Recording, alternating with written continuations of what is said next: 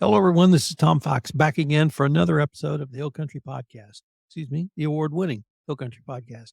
I'm absolutely thrilled today to have Matt Goodwyn with us. Matt, first of all, welcome and thank you so much for taking the time to visit with us today. Well, thank you for having me. It's exciting to be here. Matt, could you tell us where you're from and your educational and professional background? Absolutely. I grew up here in Kerrville. I was a Tivy grad. From there, went to Schreiner University. I was there in 98 to 2002. I got a degree in exercise science. Played soccer all 4 years. After graduating, I did a little bit of a teaching, PE health for a year, then branched off and started working for the YMCA in Bernie here in Kerrville, connected to San Antonio, in after school care, sports director. And then about 2 or 3 years after that, was able to make my way back to Schreiner as a professional, as the director of campus recreation. About that time, I was working on my master's, finishing my master's in kinesiology, focused on sports psychology. At the time, I was thinking I was going to go be a sports psychologist for any professional team that would have me. But then I ended up staying at Schreiner. I grew into different positions. A couple years after finishing my master's, I started a doctoral program. Finished that about 7 or so years ago in psychology, specializing in mediation and conflict resolution, which has helped me a lot in my growing profession at Schreiner. I've gone from a adjunct faculty a variety of times, from psychology and exercise science to the business leadership to assistant dean of students to now dean of students. What was the topic of your dissertation? I was looking at conflict resolution measures, essentially how people approach different conflict resolutions on social media. So at the time, Facebook was like the social media platform. So I was kind of comparing and contrasting how individuals reacted to resolving conflict online versus offline, and found that there's not a lot of difference. It's just approached and differently in the sense of, when offline, if you wanted to avoid someone, then you would avoid them. Online, that means something completely different. So it kind of branched out into some interesting information and findings that it's hard for people to just avoid and ignore what's happening in their online presence, because it's become so ingrained in our just in our everyday interactions. When you start talking about, well, one of the examples that came up is, many people would say, to avoid it, we'll just turn it off. Well, you can do that, but you're also turning off a piece of your social interaction. There's an interesting dynamic there that we kind of found through my dissertation work. Do you find any variation in either generations or age groups? From myself, a boomer, down to someone, my daughter, a millennial, or even a Gen Zer? Or There, excuse me, yeah, Gen Zer. yeah, there are some differences, but there's a lot of overlap where people just approach it in the same way. You find that a lot of the habits that people typically have are things that they've learned just through the experiences they've had growing up in different situations. Other personality traits kind of come into play as well, confidence and things to that nature, of people being able to have what you would call difficult conversations or challenging conversations with somebody, and be is more willing to have those conversations in the face-to-face venue, or even online, kind of approaching it in the sense of, let's work through this together, or just trying to avoid it altogether. So the, current generation, the avoidance looks a bit different. They're avoiding it, but want it to be resolved at the same time, usually in the exact same moment it's happening. So the patience of trying to work through the process of working out any kind of conflict is a bit different, to where you find kind of the older generation is a bit more patient and willing to work through the process to get to a resolution. Yeah. I was kind of intrigued by one of your opening remarks to that question, which is that in many ways the approaches are similar, Mhm. literally across generations. And I do a lot of work in the corporate world. And on the one hand, I continually hear people say this generation doesn't want to work, they don't have our values, or some other backhanded compliment that I think is totally inappropriate having a daughter in that age. But on the other hand, I hear people say exactly what you said. There's really not that much difference. Mhm. And they may have a difference in approach. They may have a different philosophy about using the technology, but the approaches and the core values are really the same. Would that be consistent with what you found?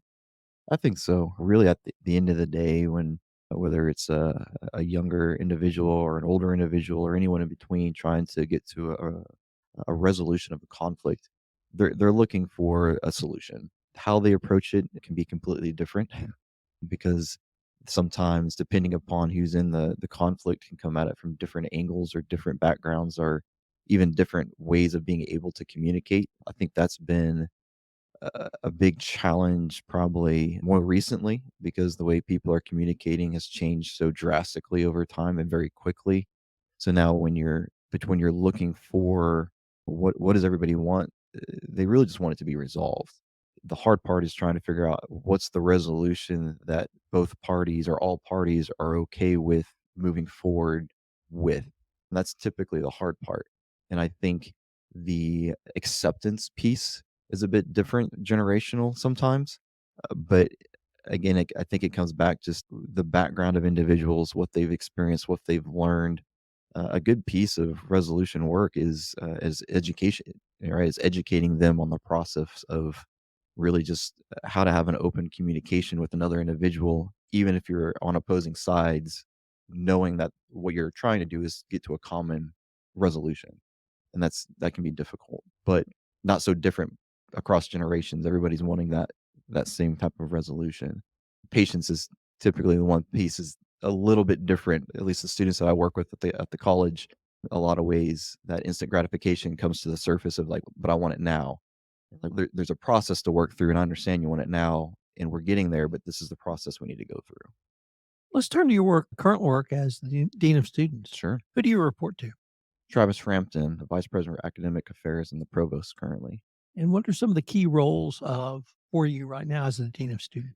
Oh, wow. Really, most of all the co-curricular work on campus, I'm either directly overseeing or have a big part in the facilitation of or working with people to make that happen. So that's from my athletics, residence life, student activities, campus recreation activities, the first year experience, a lot of our retention work and persistence work. There's a little bit of overlap with working with faculty and implementation of those things through advising, things to that nature. But really, on the student services side, is kind of the title that we give it. It's making sure that the students, no matter what they're doing on campus, even it's academic or non academic, even though in my world is more of that co curricular non academic piece, is that the students are engaged, they're having a good experience, we're providing them the services that they expected when they arrived to the campus. And then I work across campus to make sure that we're really fulfilling that need and continuing to push for the new things that we don't know exist yet to continue to provide that experience for our students. I've had the opportunity to visit with several of your colleagues at Schreiner and have been able to educate me on the history of the university. And it really started, as I understand it, as a college or an institute of higher learning for people in this part of Texas, in the Hill Country, who perhaps couldn't get to a larger university or geographically it was close enough they could attend. Does Schreiner still serve primarily the Hill Country, or is it much beyond that now? It was beyond that. I mean, obviously, we want to make sure that we're providing the service for our area students. If they choose to come to Schreiner University, that's great. I know growing up here in Kerrville, Schreiner wasn't my first thought of going to a university, but the relationship I think between now and then was a bit different with the city and the university. But now, yeah, we are here in the Hill Country. We want the Hill Country students, but also we have students from a variety of different states that are currently enrolled in our campus. I mean, there's students from Hawaii that are on our campus. We want any student who's looking for a good private liberal arts university education experience to consider Schreiner, and we feel that we have a lot of good core programs and new programs that we've started to fit that need. So yeah, we're open for anyone and everyone that's looking for a good educational experience. I'd like to ask you to draw upon your experience as a student athlete at Schreiner and what being a student athlete, what did that add to your university experience? And given that Schreiner is moving towards a football program, what's that experience like in 2024 into 2030 for a student? Sure. When I was a student there, we were in the midst of a transition pieces. I came in as an NAIA athlete, finished as an NCAA athlete from NAIA to D3, but the university itself population was much smaller for the student population size. And the experience I had was a very kind of close interactions across every student on campus. There were a lot of athletes on campus at the time, still are a good number of our student population are athletes. And really it provides, or at least from my experience, provided that sense of pride in your university, pride in representing your university, and you kind of wore that with you where you went, on campus, off campus. But also provided me a lot of connections that I don't know I would have made if I wasn't an athlete, just in my own personal experience, connections with faculty members, and then even now in my current profession of aligning, not just the athletic playing experience, but the athletic team dynamic experience that I had then as a part of a team moving forward as I progressed in my professional career. The same skill sets apply. It's just applied in a different venue. You're no longer student athlete, but I'm still part of a team, and a lot of those type of dynamics still exist and need to exist. And we still live into that today. We have more programs now, we have more student athletes now, and our student body has increased, but we continue to push. It's a student athlete, academics first, athletics is there as a piece of your experience. Even if that was a good majority of your decision making to come to the university, we quickly work with the students to make sure they have that academic track, and that's also part of their Schreiner experience. And then our coaches and everyone across campus are working with them to pull out those skill sets that aren't just an athlete based experience. It's all those other skill sets that can be applied in different ways as they progress into more of a professional career outside of the university when they graduate onto those next things. And we take, I think, a lot of pride in that and establishing those relationships so they are comfortable living in that space of student athlete, and recognizing that it is a privilege. It's not a right. It's like what we like to say on our campus of it's a privilege to be an athlete. And we recognize that. We help you recognize that. And we live into that to really help them be successful in that moment, but then have that confidence to be successful when they graduate and leave us. Given your where you grew up, Mhm. i.e., here, I want to ask you a few questions about the relationship of Schreiner to Kerrville. And I would also preface it by saying I moved here 3 years ago, and I've been the beneficiary of many talks, speeches, symposium, trailhead, athletic events at Schreiner University. So I see a very opening set of arms from Schreiner to the community here. So could you talk just a little bit about that? Absolutely. So, from my experience growing up here, from my transition from high school into the Schreiner College at the time, Schreiner, if it was really kind of ingrained into the Kerrville city activities and then that partnership, as a student coming in, I didn't see that at that moment in time. And this was back in '98. While it was there, it was kind of like a hidden piece of Kerrville. So if you knew it was there, you went looking for it. But outside of that, it was maybe hard to identify that was it was kind of back there. It's kind of tucked away. Now, I will say that, but I grew up at the age of 6, I was playing AYSO soccer on the game field over there. So there has always been a partnership with Schreiner and Kerrville. There's no doubt there. But I think more recently, we really started to lean in into that relationship, and in growing that relationship. We have the trailhead now, the trailhead beer garden on our campus is also connected to the walking trail. We have all the events that you mentioned, the lecture series, athletic events, other types of community events that we're inviting the community on campus, and we want that relationship.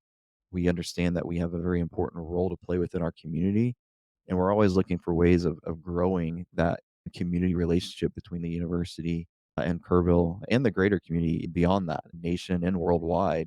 And we're always trying to grow in that partnership, whatever that means, whatever direction that means, because we take the role of education and the educators very seriously, and we take a lot of pride in that, and we definitely want to make sure that we're providing that to anyone and everyone part of the community in a lot of different ways.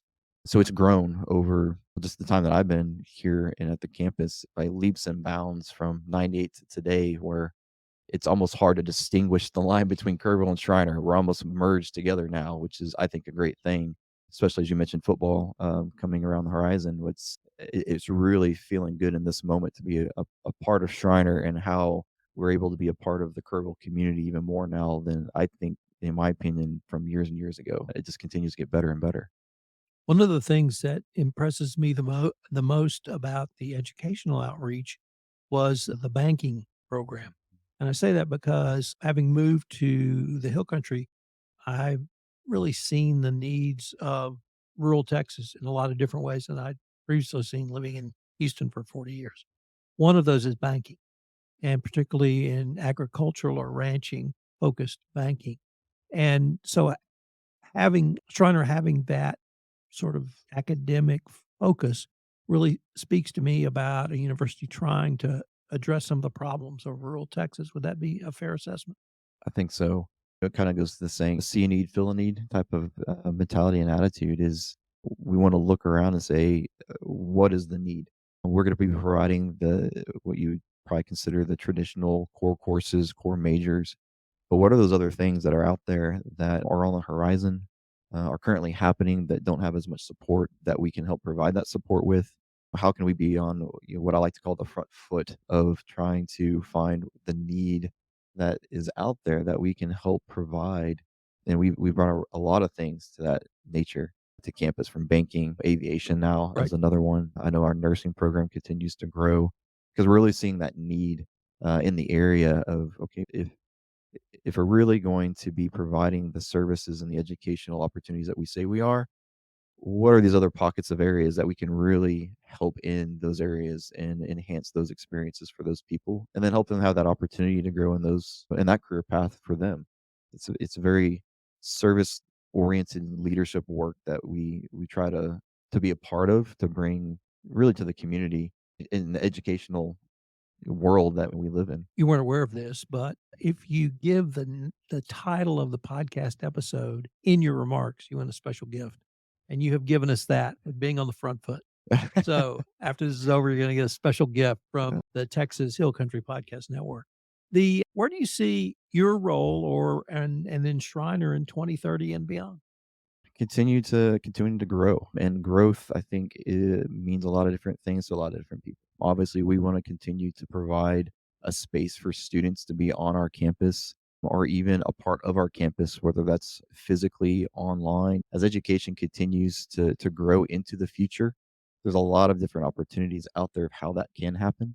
We always want to be the residential piece where we can bring students to campus and help them have that experience of being a student, continuing to explore their goals and aspirations in the current moment that they're living, but then help them to project out the next 4 to 6 to 8 years as they spend time on our campus, graduate, and then go into work, go into that graduate program, go into that next phase of their career.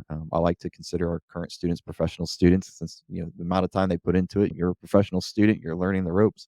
You get to that graduation point.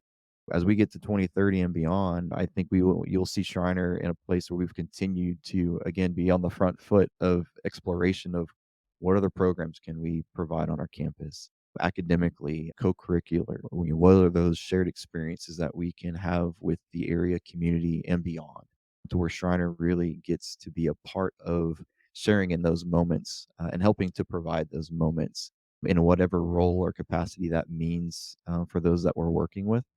So I really think that you'll see a lot of growth in a lot of different ways from the university and how we're connecting with the area community. And unfortunately, we're near the end of our time for this episode. But before we leave, I wanted to ask you if our listeners wanted any more information on yourself, your role at Schreiner, or about Schreiner University, what would be the best place or places for them to go? Oh, sure. One of the best places, our website, charter.edu, provides a lot of different information that the university is doing and currently ongoing. Our calendar is there, so if you have any thoughts or aspirations to come to campus, to come to any of our events, athletic or other, you can find that there on the website on our calendar. My information is there as well. We have a Shriner Facebook page. That's another great way of following not just what's happening at the campus, but spotlights of students, student success, staff success, faculty success, how we're involved or becoming involved in different community, different events, and things like that. It's a good way. Also, Instagram. So a lot of different social media platforms. You can find Shriner University and all the things that we're doing with everyone around us, and all the students on campus, of all the fun activities that they're participating in as well. Matt, I want to thank you again for taking the time to visit with us today, and I hope we can continue this conversation. Absolutely, that'd be great. Love to come back anytime.